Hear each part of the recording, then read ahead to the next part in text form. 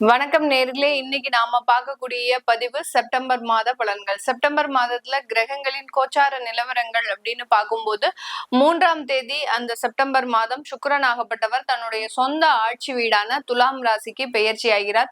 17ஆம் தேதி சூரியன் ஆகப்பட்டவர் ஆட்சியிலிருந்து கன்னி ராசிக்கு பெயர்ச்சி ஆகிறார்.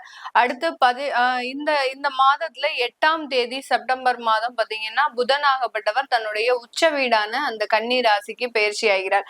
இந்த மாதத்தின் இறுதியில, அதாவது 19ஆம் தேதி செப்டம்பர் மாதம் செவ்வாய் ஆகப்பட்டவர் அந்த மிதுன ராசியிலிருந்து தன்னுடைய நீச்ச வீடான கடக ராசிக்கு பெயர்ச்சியாகி வருகிறார். ஆக மொத்தம் இந்த மாதத்துல உச்ச ஆட்சி வீடுகள்ல தான் இந்த கிரகங்கள் கோச்சார நிலையை அடைகின்றன.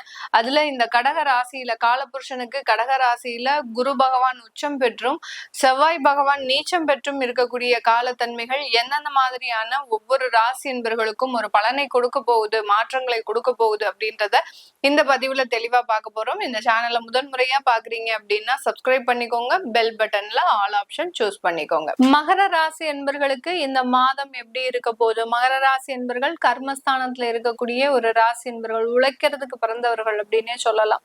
கர்மஸ்தானம்னாலே கடமைகளை செய்யக்கூடிய ஒரு அமைப்பு தான் கர்மஸ்தானம்.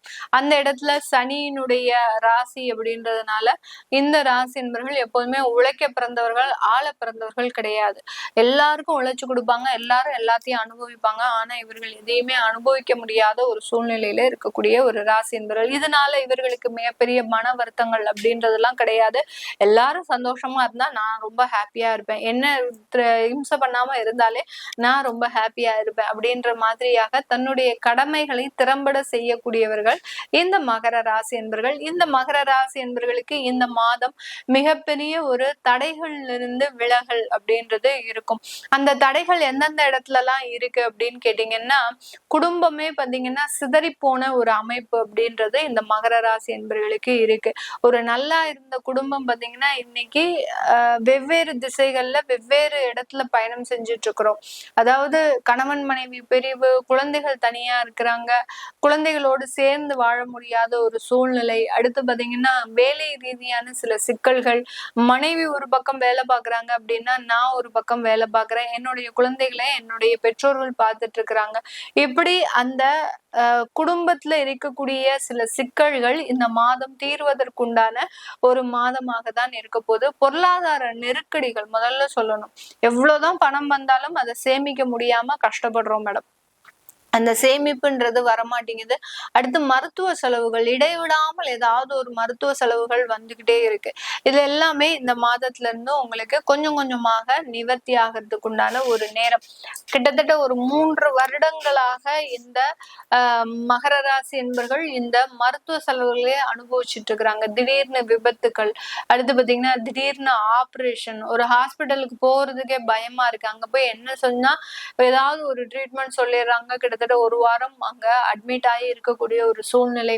இதுல வயது மூத்தோர்களுக்கு பாத்தீங்கன்னா மகர ராசி என்பர்களுக்கு இந்த டயபெட்டிஸ் சம்பந்தப்பட்ட சில பிரச்சனைகள், அந்த டயபெட்டிஸ்னால பாத்தீங்கன்னா அதிகப்படியாக ஒரு உடல்ல பாத்தீங்கன்னா வேதனைகள், ஒரு சின்ன ஒரு ஏதாவது ஒரு சின்ன ஒரு புண்ணு, கொசு கடிச்சு ஒரு புண்ணு வந்தா கூட அதனால நிறைய பிரச்சனைகள் அப்படின்றது இந்த மகர ராசி என்பவர்கள் தொடர்ந்து மருத்துவ வேதனைகளை அனுபவிச்சுட்டு தான் இருக்கிறாங்க.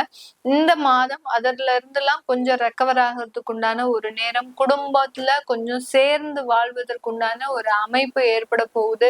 மிகப்பெரிய ஒரு பண வரவுகள் அப்படின்றது, அதிர்ஷ்ட யோகங்கள் அப்படின்னு சொல்லக்கூடிய பொருளாதார நெருக்கடிகளில் இருந்து வெளியில வருவதற்குண்டான ஒரு அமைப்புகளும் இந்த மகர ராசி என்பர்களுக்கு இந்த மாதம் இருக்கிறதுக்குண்டான ஒரு நேரமாக இருக்கும். இந்த இடத்துல இந்த மகர ராசி என்பர்கள் தன்னுடைய வேலை சம்பந்தப்பட்ட இடத்துல உயர்ந்த பதவிகளை அடைவதற்குண்டான ஒரு நேரம். யார் யாருக்கெல்லாம் ப்ரமோஷனுக்காக காத்துட்டு இருக்கிறீங்களோ ப்ரமோஷன் கிடைக்க போது. அரசாங்க உத்தியோகத்துல இருக்கக்கூடியவர்கள் ஒரு நல்ல ஒரு முறையோடு இந்த வாலண்டியர் ரிட்டையர்மெண்ட் ஆகிறதுக்கு உண்டான ஒரு நேரம். இத்தனை வருடங்களாக உழைச்சாச்சு, இனிமே கொஞ்சம் ரெஸ்ட் வேணும் அப்படின்ற மாதிரியாக அந்த வாலண்டியர் ரிட்டையர்மெண்ட் எல்லாம் வாங்குறதுக்கு உண்டான ஒரு நேரம். அரசாங்க உத்தியோகத்துல எப்பதான் போய் சேர்ந்திருக்கிறீங்க அப்படின்னா அவங்களுக்கு நல்ல ஒரு உயர்ந்த பதவிகள், நல்ல ஒரு சலுகைகள். முதல்ல அந்த அரசாங்க உத்தியோகத்துல நம்ம அதுதான் கவனிக்கணும். நிரந்தர ஒரு சலுகைகளை பெறுவதற்குண்டான ஒரு அமைப்பாகவும் இந்த மகர ராசி என்பவர்களுக்கு இருக்கும். இருக்கும். இந்த மகர ராசியில இருக்கக்கூடிய நட்சத்திர அன்பர்கள், உத்திராடம் நட்சத்திர அன்பர்கள், இவர்களுக்கு இருக்கக்கூடிய சில கடன் தொந்தரவுகள்ல இருந்து வெளியில வரக்கூடிய ஒரு நேரம். பழைய வீடுகளை விற்று புதிதாக வீடு வாங்கக்கூடிய ஒரு யோகமான ஒரு காலகட்டமாகவும் இருக்க போகுது. அந்த புதிய வீடு வாங்கின நேரம் உங்களுக்கு நல்ல ஒரு குழந்தை பாக்கியம், திருமண வாழ்க்கை, இப்படியெல்லாம் அடுத்தடுத்து உங்களுடைய வாழ்க்கையில மிகப்பெரிய ஒரு அந்தஸ்தை அடையக்கூடிய ஒரு மாதமாகவும் தான் இருக்க போகுது. அடுத்து திருவோணம் நட்சத்திர அன்பர்கள் கொஞ்சம் உங்களுக்கு ஒரு மனதளவுல நெருக்கடிகள் இருந்தாலும் உடல் அளவுல ரொம்ப தெம்பா இருப்பீங்க. சில விஷயங்களை பிரச்சனைகள் எல்லாம் ஹேண்டில் பண்ணிட்டு இருந்தாலும் இப்போ இந்த ஒரு மாதத்துல மிகப்பெரிய ஒரு ரிலாக்ஸ் அப்படின்றது இருக்கும். மெயினா பாத்தீங்கன்னா இந்த திருவோண நட்சத்திரங்கள் படுத்தா தூக்கம் வராது. ஒரு புதிய புதிய முயற்சிகள்லாம் எடுத்து ஒரு நிம்மதியான உறக்கத்தை பிறக்கிறதுக்கு உண்டான ஒரு மாதமாகவும் தான் இந்த மாதம் இருக்க போகுது. அடுத்து பாத்தீங்கன்னா அவிட்டம் நட்சத்திர அன்பர்கள், அவிட்டம் நட்சத்திர அன்பர்களுக்கு இந்த காலத்துல மருத்துவம் ரீதியான சில நிவர்த்திகள் கிடைக்க போகுது. பெண்கள் அவர்களுக்கு உண்டான வேலைகளுக்கு உண்டான உயர்வை அடைய போறீங்க. தொழில் வாய்ப்புகள் கிடைக்க போகுது.